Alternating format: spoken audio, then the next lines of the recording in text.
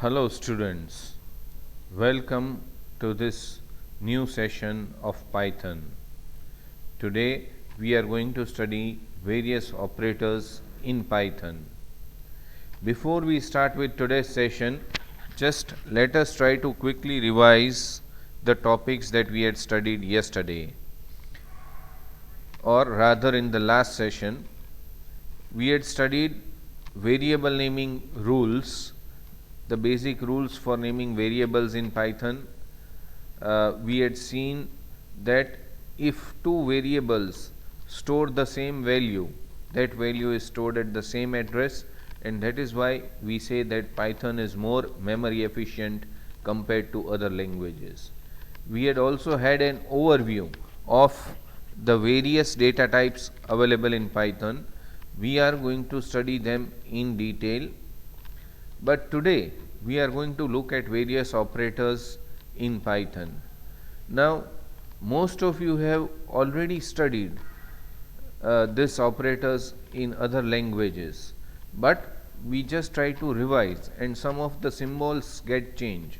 So, we try to revise and we try to have a look at all the operators available in Python. So, we go to the Python shell or the Python IDLE, Integrated Development and Learning Environment. Now, how to open this IDLE? Simply Windows S and you can type Python if you are having Windows 10. So, you can create a shortcut or pin it to the taskbar, and then that becomes easier. Now, we want to start with the basic arithmetic operators first. So, what we do is we assign values to variables. Now, one topic that we are going to learn over here is how we can assign values to multiple variables. Say for example, I want to assign 10 to A and 5 to B. Then this multiple assignment to variables is possible. That means, yes, A will have value 10, B will have value 5. Similarly, C comma D, I can assign some value 2 comma 3.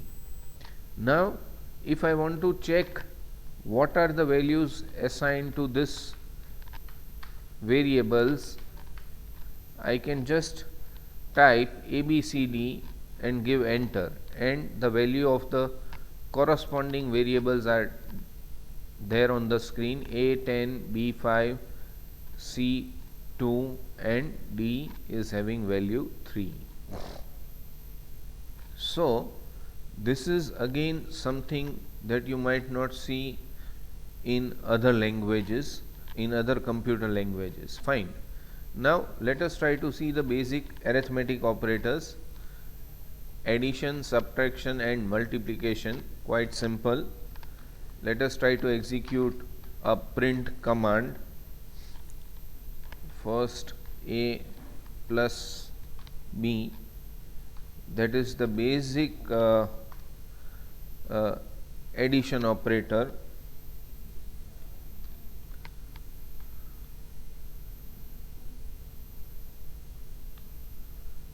Then we have, sorry, just for formatting purpose I am leaving some space, A minus B equals, and then we have A minus B comma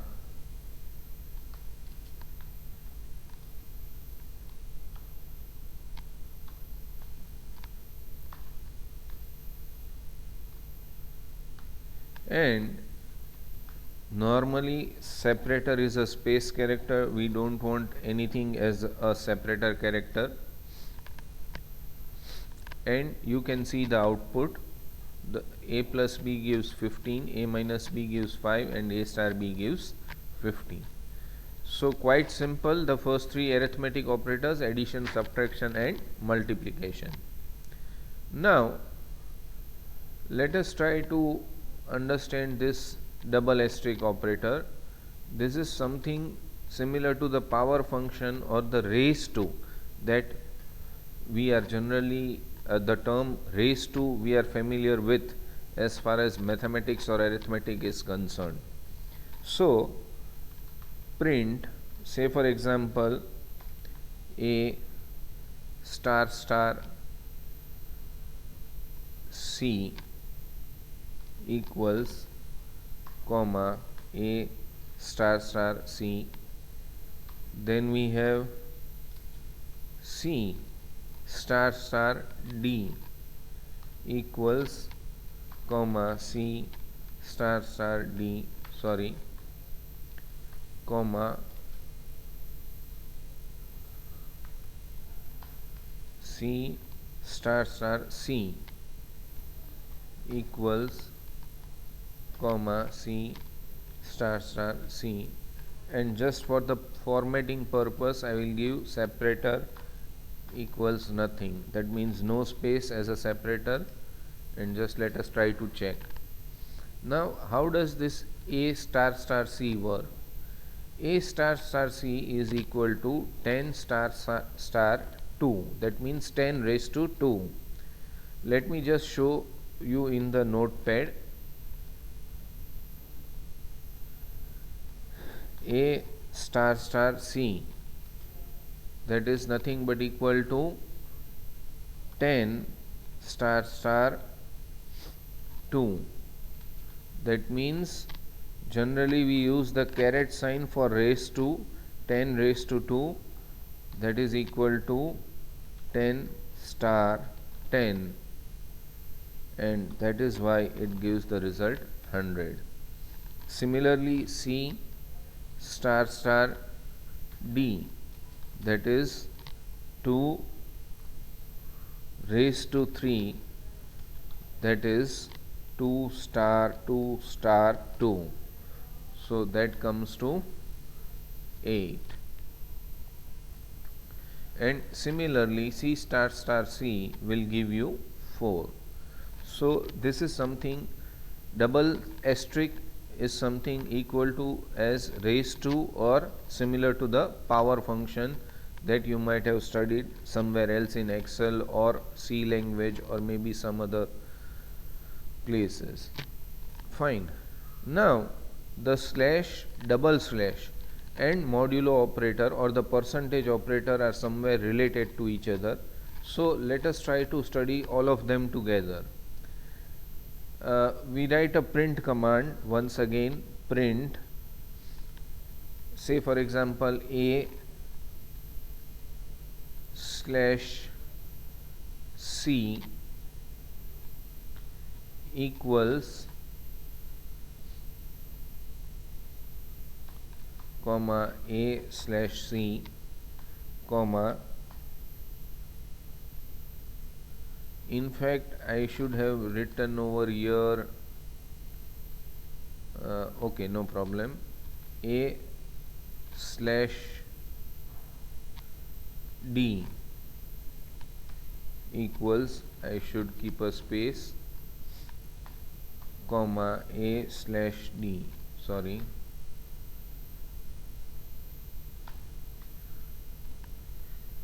and finally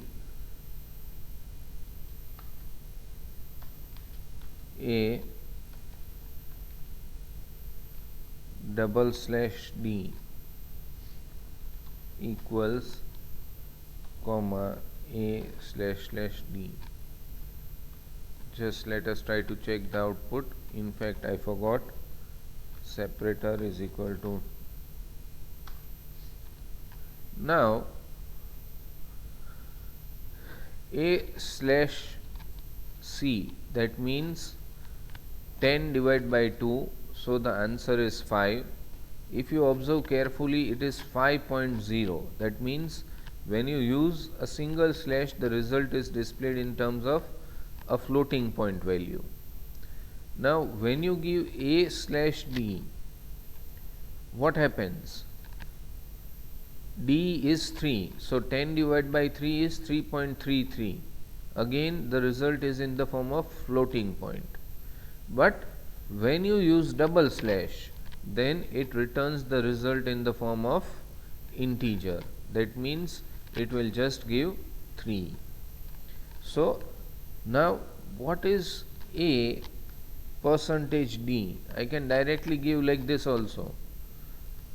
If you observe, it is giving 1. Why it is giving 1? Because the percentage or the modulo operator returns the remainder after the division is done. 10 divided by 3 is 3 and the remainder is 1. That is why the answer is 1. Hope all the arithmetic operators are clear. They are quite simple and easy to understand. Now let us go to the next set of operators, that is the assignment operators. Already we have studied this assigning values to multiple variables when we started this particular session. A and B are two variables and we want to assign two different values to them. So the first value corresponds to the first variable, second value corresponds to the second variable. In this way we can assign different values to different variables using a single command. Now you can combine this assignment operator with any of the arithmetic operators and the value of the first variable will change. Just let us try to check something. Say for example, I can use print, or I can just simply type over here a plus equals b. Again, most of you should be used to using this type of operators in some other languages, C, C++, Java, etc. So this should be nothing new. Just let us try to check in the notepad what is a plus equals b. This is nothing but similar to a equals a plus b. So that means a equals 10 plus 5, because over here the value of a is 10, b is 5. That means a will be 15.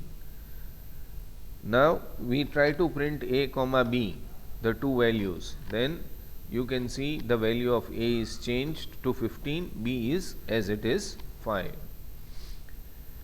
Similarly, I can have a minus equals b. Now again this is similar to a equals a minus b. So with this, now a is having the value 15. So 15 minus 5, so we get back the original value of a, that is 10.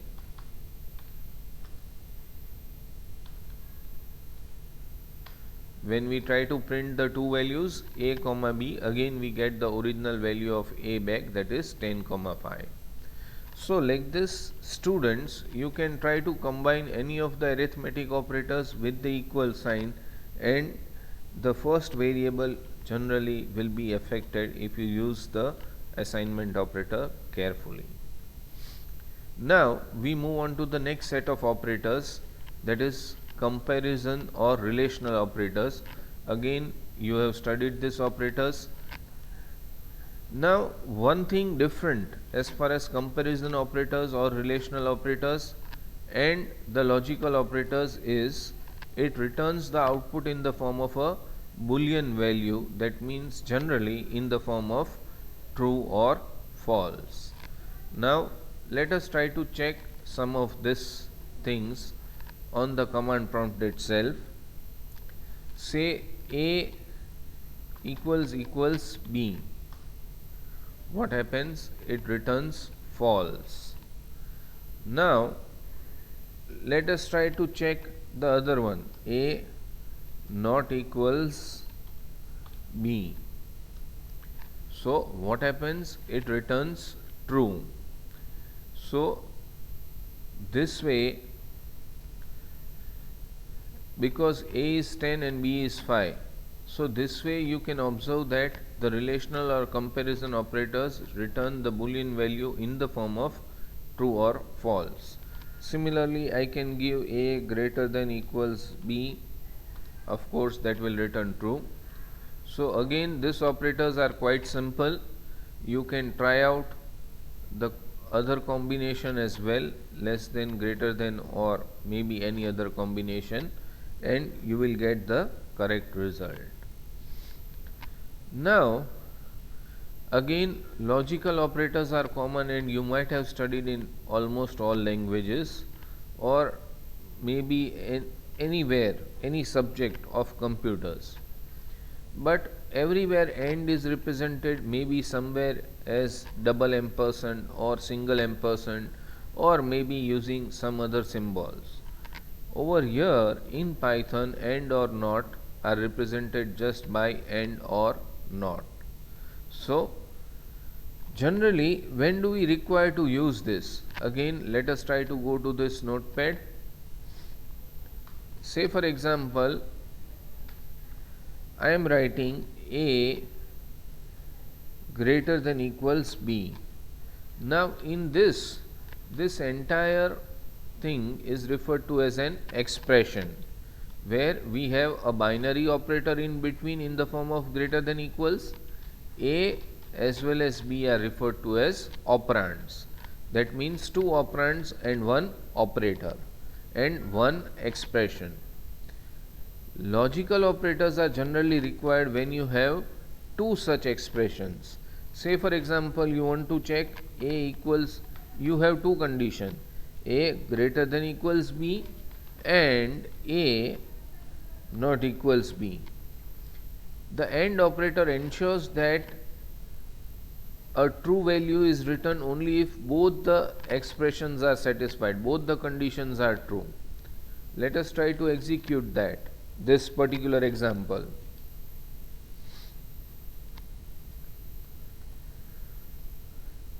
It is true. Why it is true? Because A is 10, B is 5. You can see the last value of A and B, it is 10 and 5. So 10 is greater than or equal to 5 and 10 is not equal to 5. So it returns true. But say for example, if I make some change over here, say less than, then it will return false because one of the condition becomes false. Or is simple. If either of the condition is true, then it will return true, otherwise it will return false. Here A not equals B is true, A less than equals B is false. So ultimately it is going to return true. So AND and OR are basically binary type of operators because as you can see they require two expressions here and here. Now we have to learn the third kind of logical operator, that is NOT. NOT stands for negation. It just in simple terms reverses the output. Say for example, I can just put NOT